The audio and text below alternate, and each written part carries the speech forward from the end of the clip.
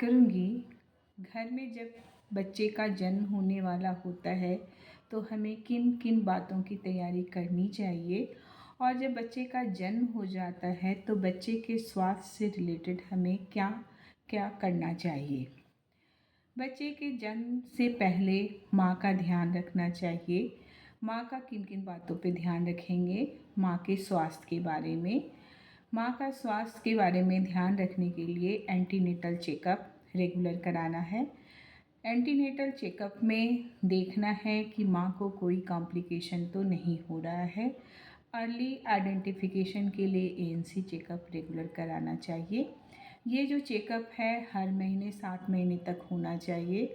7 महीने के उपरांत हर 15 दिन पे होना चाहिए, 8वां महीना में, और 9वां महीना में हर वीक में होना चाहिए। इसके दौरान क्या क्या जांच करानी चाहिए? इसके दौरान माँ का ब्लड प्रेशर जांच कराना चाहिए, माँ का वज़न लेना चाहिए। उसके अलावा हीमोग्लोबिन की जांच, उनका ब्लड शुगर और यूरिन टेस्ट ज़रूर कराना चाहिए। और अल्ट्रासाउंड डॉक्टर के सलाह पे अल्ट्रासाउंड कराना चाहिए। अल्ट्रासाउंड हाई रिस्क देखने के लिए कि बच्चे में कोई प्रॉब्लम तो नहीं है, जैसे कि बच्चे के जन्म के समय कॉर्ड अराउंड नेक हो जाता है। ये अब किन किन कारणों में देखना चाहिए, डेंजर साइन क्या होता है।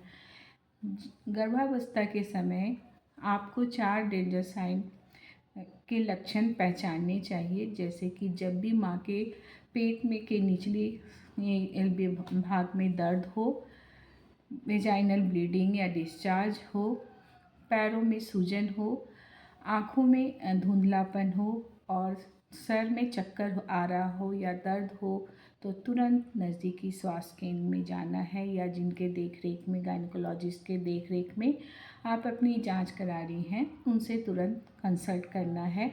बच्चे का जन्म हमेशा जो है इंस्टीट्यूशन में ही कराना चाहिए, और नॉर्मल डिलीवरी में कम से कम 2 दिन स्वास्थ्य केंद्र में रहना चाहिए, क्योंकि इस समय ब्लीडिंग होने के चांसेस होते हैं। ब्लीडिंग के अलावा इन्फेक्शन हो सकता है, तो इसलिए इस समय डॉक्टर की निगरानी में माँ को रहना चाहिए। उस समय ब्रेस्ट फीडिंग, जब बच्चे का जन्म हो जाता है तो जितना जल्दी हो सके हम ब्रेस्ट फीडिंग स्तनपान स्टार्ट कर देना चाहिए, क्योंकि इस समय में जितना जल्दी आप स्तनपान स्टार्ट करते हैं तो बच्चा उतना जल्दी स्तनपान करना सीखेगा। वरना अगर उसको ऊपरी कोई भी पदार्थ देते हैं तो इससे बच्चा स्तनपान करना नहीं चाहेगा। इसलिए early initiation of breast feeding बहुत इम्पॉर्टेंट है, और जो स्तनपान है वो उसका पहला टीका होता है। यह पहला टीका मतलब कि इसमें सारे पोषक तत्व होते हैं जो बच्चे के लिए रोग प्रतिरोधक क्षमता भी प्रदान करता है। इसलिए early initiation of breast feeding और स्तनपान में सिर्फ स्तनपान कराना है, कुछ भी ऊपरी पदार्थ बच्चे को नहीं देना है। अगर बच्चा बीमार पड़ता है डॉक्टर के सलाह पे ही दवा और अदर विटामिन्स या कुछ भी देना है, अब खुद से नहीं देना है। बच्चे को गर्म रखना है। गर्म कैसे रखेंगे? बच्चे को माँ के छाती से सटाकर कपड़े से बांध करके रखेंगे। इससे बच्चा और माँ के बीच में बॉन्डिंग बढ़ती है और बच्चा स्तनपान ठीक से कर पाता है।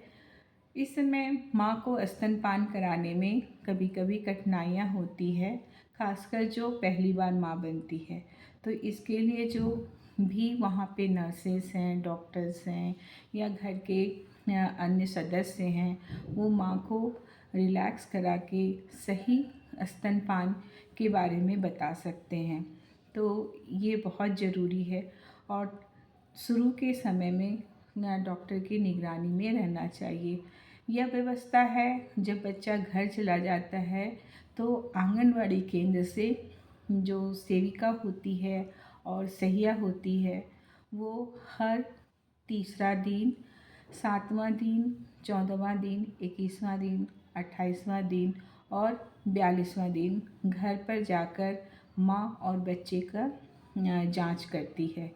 जांच में माँ का टेम्परेचर देखती है, माँ के जो डिस्चार्ज हो रहे हैं उसके बारे में पूछती है, उसका कैसा गंध आ रहा है उसके बारे में पूछती है। स्तनपान कराने से संबंधित कोई कठिनाई तो नहीं होती है। इस समय स्तनपान कराने संबंधी कठिनाई ये हो सकती है कि उसके ब्रेस्ट भर जाता है, यानी कि स्तन का टाइट हो जाता है, या उसके निपल में सोरनेस होता है, यानी कि दरारें पड़ जाती है, क्रैक निपल कहते हैं, जिससे बच्चे को दूध पिलाने में कठिनाई आती है। तो इसकी जांच करती है। जांच करते समय यह देखती है कि बच्चे का जो स्तन से पकड़ कैसी है और बच्चे को कि माँ बच्चे को कैसे रख रही है, यानी कि पोजीशनिंग और अटैचमेंट देखती है। कभी कभी पोजीशनिंग और अटैचमेंट देखने के बाद वो सही करने से जो ब्रेस्ट का भराव है और या जो दरारें हैं निपल में वो ठीक हो जाता है। तो ये जांच में ये देखती है। बच्चे संबंधी बच्चे में देखती है कि उसके बॉडी का कलर कैसा है, यानी कि कहीं पीलापन तो नहीं है या ब्लूइश तो नहीं हो जा रहा, ऑक्सीजन की में कोई कमी तो नहीं हो रही है, बच्चे के सांस लेने में कोई दिक्कत तो नहीं हो रही है, इसकी जांच करती है। उसके अलावा बच्चे का स्तनपान के बारे में पूछती है कि स्तनपान बच्चे दिन में कितनी बार करता है। अगर 8 से 10 बार बच्चा स्तनपान कर रहा है तो ठीक है, नींदें उसकी सही है, उसके पेशाब 4 से 5 बार हो रहे हैं, स्टूल भी 4 से 5 बार मल का त्याग कर रहा है 4 से 5 बार, तो वो नॉर्मल है। तो ये रेगुलर चेकअप करती है और अपने जो कार्ड होता है उसमें उसका लिख के रखती है कि कभी भी अगर स्वास्थ्य के कोई भी प्रॉब्लम होते हैं तो उसमें बच्चे के बारे में सारी जानकारियाँ होती है। इसलिए जब बच्चा जन्म लेने वाला होता है, माँ रजिस्ट्रेशन कराती है, उस समय उसे कार्ड दिया जाता है जिसे कि MCP कार्ड करते हैं, mother and child protection card, यानी कि माँ और बच्चा सुरक्षा कार्ड होता है। ये उसकी जो आइडेंटिटी होती है, रजिस्ट्रेशन होता है, जिस तरह से बच्चे का माँ का आधार कार्ड होता है उसी तरह से ये बच्चे के लिए पहला आधार कार्ड है, जिसमें उसके बारे में सारी जानकारियाँ होती हैं कि उसका जन्म कब हुआ, जन्म के समय कोई परेशानी तो नहीं हुई, जन्म के समय में उसका वज़न कैसा था, उसका बॉडी का टेम्परेचर कैसा था, बच्चे ने रोया कि नहीं, ये सारी जानकारियाँ उसमें होती है। तो इसीलिए MCP कार्ड हमेशा अपने पास रखें। जब टीकाकरण रेगुलर टीकाकरण कराएं, यानी कि जन्म के समय उसका जो टीकाकरण होता है BCG, हेपेटाइटिस B और पोलियो का, वो करवा कर ही घर जाएं और नियमित टीकाकरण जो 6ठा सप्ताह, 10वां सप्ताह और 14वां सप्ताह में होता है रेगुलर टीकाकरण करवाएं। तो ये थी जानकारी। जब घर में नए मेहमान आते हैं तो हमें उसके लिए क्या क्या करना चाहिए कि बच्चा स्वस्थ हो। तो ये जानकारी समय समय पे जब ANC में जाती है माता तो उस समय स्वास्थ्यकर्मी उनको ये जानकारी दे कि बच्चे का रखरखाव कैसे करें, माँ का ख्याल कैसे रखें। कि जब माँ बच्चे को जन्म दे देती है, ब्रेस्ट फीडिंग का स्तनपान कराने वाली माता को भी अपने स्वास्थ्य का ध्यान रखना चाहिए, क्योंकि उसे बच्चे का देखभाल करनी है, तो उनका स्वस्थ रहना बहुत ज़रूरी है।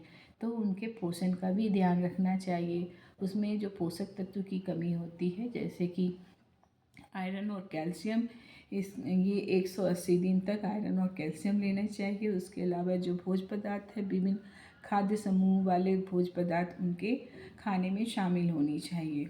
तो इसलिए जच्चा बच्चा का ध्यान रखना बहुत आवश्यक है। ये माँ खुद की जिम्मेवारी नहीं है, ये उनके पूरे परिवार की जिम्मेवारी है कि माँ का भी ख्याल रखे और बच्चे का भी ख्याल रखे। जहाँ ज़रूरत हो वहाँ उनकी सहायता करें। धन्यवाद।